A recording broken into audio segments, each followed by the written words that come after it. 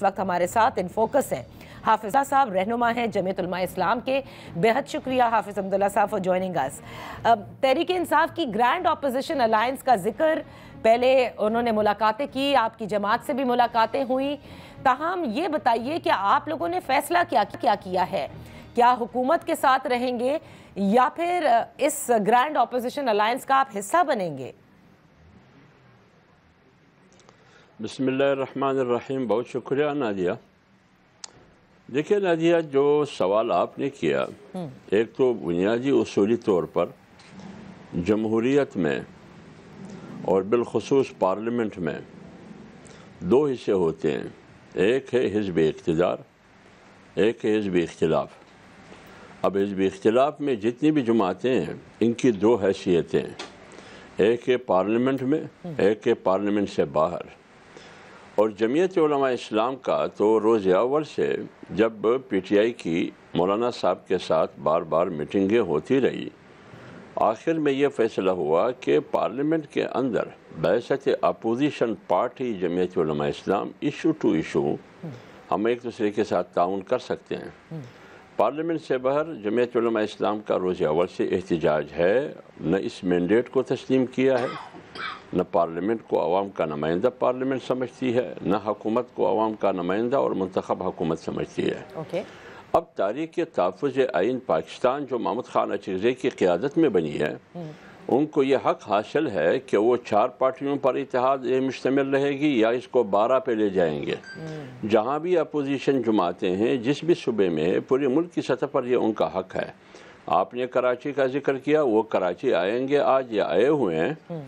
وہ اپوزیشن جماعتوں سے، جس میں پھر بگاڑا صاحب کی جماعت ہے اور دیگر جماعتی ہے، پلیجو صاحب جماعتیں ہیں، ان سے وہ ملیں گے. کون اس تحریک کا حصہ بنیں گے، کون نہیں بنیں گے، اس پر ہمیں کوئی اعتراض نہیں ہے. جہاں تک جمعیت علماء اسلام کی بات ہے، آپ کی ایک بات سے میں اتفاق نہیں کرتا. آپ نے سوال میں یہ کہا کہ جمعیت علماء اسلام حکومت کا حصہ ہی رہے گی یا اپوزیشن میں جائے گی؟ نہیں، حکومت کی طرف جائے گی. آپ نے غلط سنا. اچھا، میں نے غلط سنا. اوکے، سوری، میں نے غلط سنا ہے. لیکن حمداللہ صاحب دیکھیں نا، تجزیے تو دونوں اطراف سے ہو رہے ہیں. تحریک انصاف بھی تجزیہ کر رہی ہے مولانا صاحب اور ان کی زیرک سیاستدان ہونے پر. حکومت کے ہر نمائندہ کہتا ہے مولانا صاحب بڑے زیرک سیاستدان ہیں، وہ اس الائنس کا حصہ نہیں بنیں گے. اسی لیے میں نے آپ سے پوچھا. اب آپ نے پارلیمنٹ کے اندر ایشو ٹو ایشو پر تو بتایا، لیکن کیا تحریک تحفظ آئین پاکستان کا آپ حصہ بنیں گے، آپ کی جماعت بنے گی، یا اس پر فیصلہ نہیں کیا؟ دیکھیں، اس میں تو کوئی قباحت نہیں ہے، اس میں تو کوئی دوسری رائے نہیں ہے کہ جمعیت علماء اسلام اپوزیشن کا حصہ ہے. پارلیمنٹ کے اندر اپوزیشن بینچوں پر ہے اور رہے گی. حکومت کی سپورٹ نہ کرے گی، نہ حکومت کا حصہ بنے گی. جہاں تک تحریک تحفظ آئین پاکستان، جس کی قیادت محمود خان صاحب کر رہے ہیں، ابھی تک جمعیت علماء اسلام نے یہ فیصلہ نہیں کیا ہے کہ ہم اس کا حصہ بنیں گے یا نہیں بنیں گے. ابھی تک صرف باتیں جاری ہے. آگے ہم کب اتحاد کریں گے، کب الائنس کی صورت میں جمعیت علماء اسلام اس کا حصہ بنے گی، یہ کہتے ہیں کہ دلی ہنوز دور است. لیکن حمداللہ صاحب دیکھیں، اب بات اگر کی جائے، کیونکہ تحریک انصاف بھی وہی کہتی ہے جو آپ کہتے ہیں کہ وہ موجودہ حکومت کے مینڈیٹ کو نہیں مانتے، لیکن کیا جب تحریک انصاف سے ملاقاتوں کے اندر یہ کہیں بات ہوئی کہ آپ لوگوں کا سب سے زیادہ اگر کہیں تحفظات ہیں تو وہ تو خیبر پختونخوا میں ہیں، تو نہ تو پنجاب میں ہیں، نہ سندھ کی حد تک اتنے ہیں، تو کیا تحریک انصاف یہ ماننے کو تیار ہے کہ آپ اس مینڈیٹ کو بھی نہیں مانتے؟ دیکھیں، بات یہ ہے کہ اگر فرض کرے مولانا فضل الرحمان صاحب ایک صوبے کا لیڈر نہیں ہے، وہ قومی لیڈر ہے. اسی لیے تو مولانا صاحب کے پاس اقتدار میں شامل جماعتیں بھی آتی رہیں اور اپوزیشن میں شامل جماعتیں بھی آتی رہیں. تو مولانا صاحب کی ایک حیثیت ہے قومی سیاست میں، تو اس کو آپ ایک صوبے تک محدود نہ کریں، نہ جمعیت علماء اسلام کی سیاست ایک صوبے تک محدود کریں. لہٰذا جمعیت علماء اسلام کا پورے سسٹم پر اعتراض ہے. انہوں نے کہا کہ الیکشن کمیشن نے اپنا رول ادا نہیں کیا، وہ کٹ پتلی ہے. تو لہٰذا الیکشن کمیشن صرف خیبر پختونخوا کا نہیں ہے، وہ پورے ملک میں اس نے جو کردار ادا کیا وہ پورے ملک کے حوالے سے. ہاں، جمعیت علماء اسلام کو واقعی خیبر پختونخوا میں جو نقصان پہنچا ہے وہ پنجاب میں نہیں ہے، کیونکہ پنجاب میں ہماری پارٹی اتنی مضبوط نہیں ہے جتنی خیبر پختونخوا میں ہے۔ لیکن اعتراض ہمارا وہی ایک ہے، اگر فرض کرے بلوچستان میں ہم دھاندلی کا الزام لگا رہے ہیں کہ دھاندلی ہوئی ہے اور یہاں الیکشن نہیں ایکشن ہوا ہے، تو یہی اعتراض ہمیں خیبر پختونخوا پر بھی ہے۔ تو لہٰذا یہ تحفظات ہیں ہمارے الیکشن پر، تو جب ہم ایک دوسرے کے ساتھ بیٹھیں گے ہم آگے کیسے بڑھیں گے، یہ ایک ٹیور ہوگا ہمارے ان کے درمیان، ٹرم آف ریفرنس ہوگا۔ ایسے ہوا میں باتیں کر کے ایک الائنس کا اتحادی بننا یا پی ٹی آئی ہمارے ساتھ مل کے آگے چلنا، ان کی بھی تحفظات ہوں گی، ہمارے بھی تحفظات ہے۔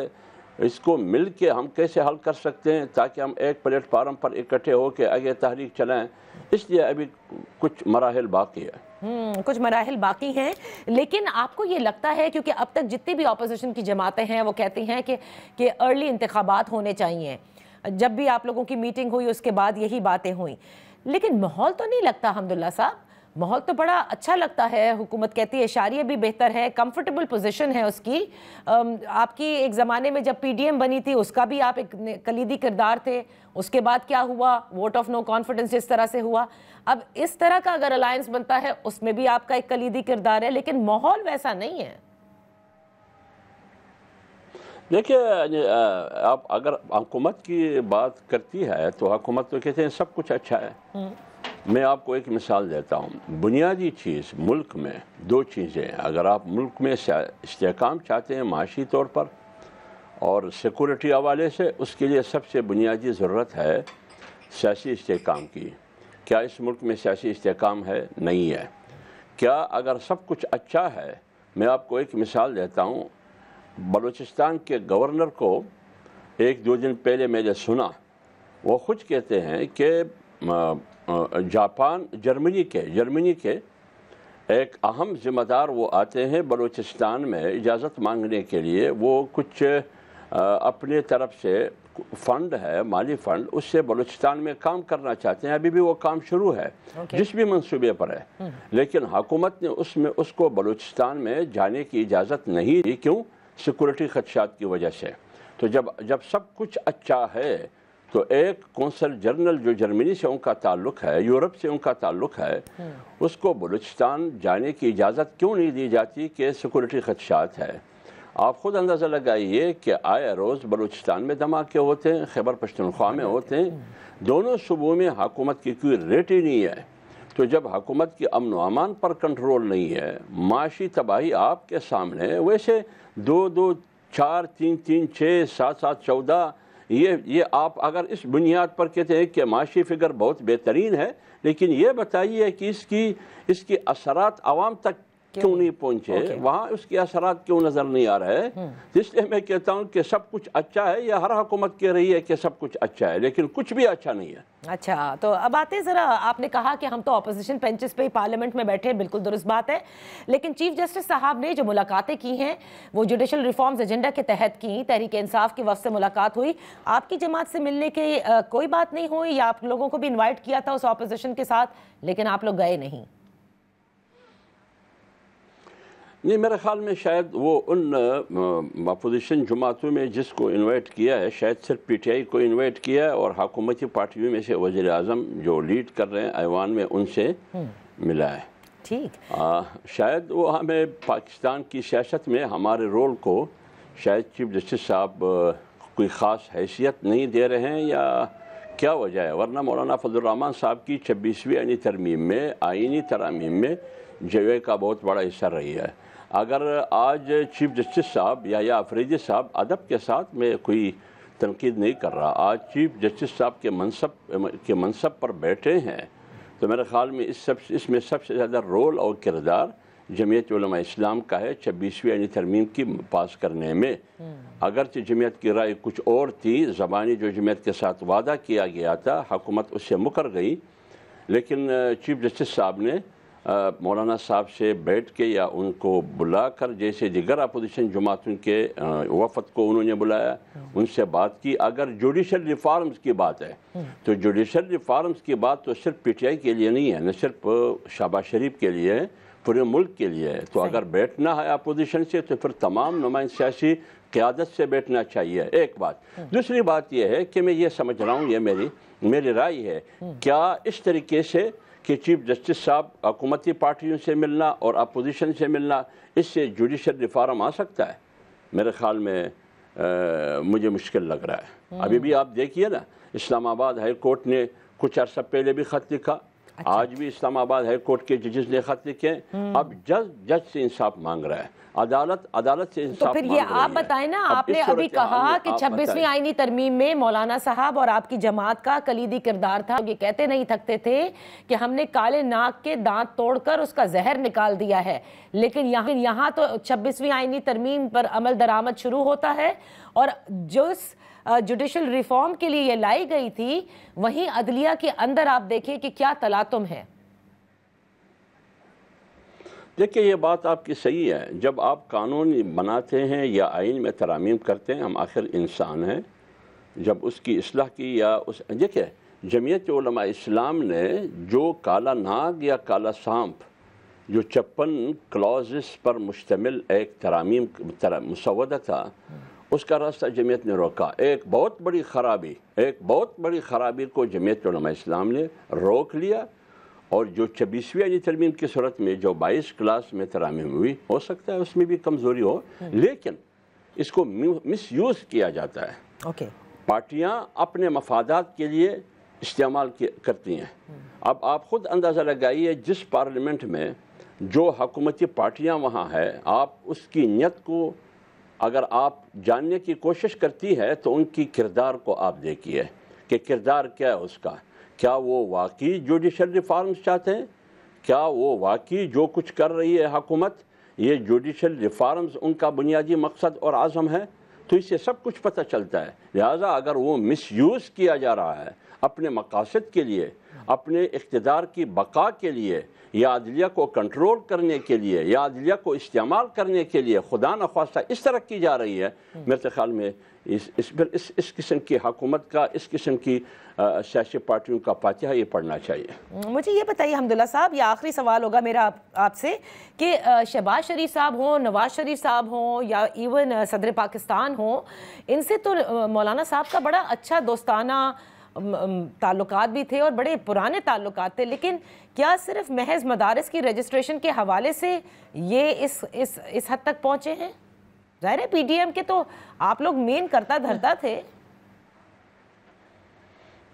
نہیں، بات یہ ہے نازیہ، مدارس رجسٹریشن اپنی جگہ پر وہ حصہ ہے جو تحفظات، جو خدشات، جو کچھ گلے شکوے یا ناراضگی اس کا نام دیتے ہیں، جو بھی نام دیتے ہیں. اس میں مدارس کی رجسٹریشن سے جو دونوں ایوانوں نے پاس کیا، اس سے جو گردانی، یہ اس کا ایک حصہ ہے جو بڑا حصہ ہے. لیکن بہت سی ایسی چیزیں ہیں جو، جیسے آپ کو یاد ہے کہ جب جو چیزیں وہ 26ویں آئینی ترامیم کے ذریعے آئین میں ترامیم کرنا چاہتی تھی دو بڑی پارٹیاں، اس کا راستہ ہم نے روک کیا. پھر اس کو آرڈیننس کے ذریعے یا قوانین کے ذریعے انہی چیزوں کو انہوں نے سمپل میجارٹی سے، سادہ اکثریت سے انہوں نے اسمبلی سے پاس کروایا. تو اس پر بھی جمعیت علماء اسلام کو بہت بڑی شکایت ہے. جو کچھ ہم نہیں چاہتے تھے، جو آئین کے لیے ہم اس کو موت کا ایک انجیکشن سمجھتے تھے، آپ نے اس کو آرڈیننس کے ذریعے یا سادہ اکثریت سے قوانین پاس کر کے آپ نے آئین کا چہرہ مسخ کیا. انسانی حقوق کو آپ نے پامال کیا. آئین کی مختلف آرٹیکلز کو آپ نے اس پر چھری کھینچ کر اس کو ذبح کیا گیا. تو جمعیت علماء اسلام کی اختلافات کوئی ذاتی نہیں ہے. آج بھی شہباز شریف صاحب کے ساتھ مولانا کے اچھے تعلقات ہیں، نواز شریف کے ساتھ اچھے تعلقات ہیں، زرداری صاحب کے ساتھ اچھے تعلقات ہیں. بات ہے اصولوں کی.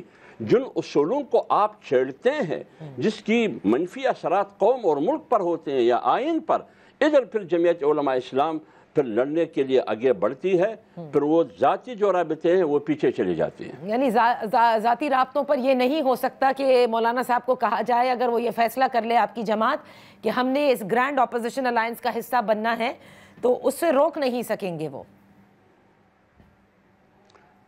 بالکل، نہ آصف علی زرداری صاحب مولانا صاحب کو روک سکتے ہیں، نہ میاں شہباز شریف صاحب مولانا صاحب کو روک سکتے ہیں، کیونکہ جمعیت علماء اسلام اپنے فیصلوں میں آزاد ہے. کوئی طاقت زر کے زور پر یا طاقت کے زور پر مولانا صاحب کو آمادہ نہیں کر سکتے ہیں کہ اس کو اپنی مرضی کے مطابق یا اپنی مرضی کے بغیر وہ فیصلے کریں۔ مولانا اپنے فیصلوں میں، جمعیت علماء اسلام اپنے فیصلوں میں آزاد ہے۔ یہ اشرف زرداری صاحب کی تابع نہیں ہے، نہ کسی اور طاقت کی تابع ہے، نہ میاں شہباز شریف صاحب کی تابع ہے، نہ کسی کی ذاتی رابطے اور دوستی کے تابع ہے۔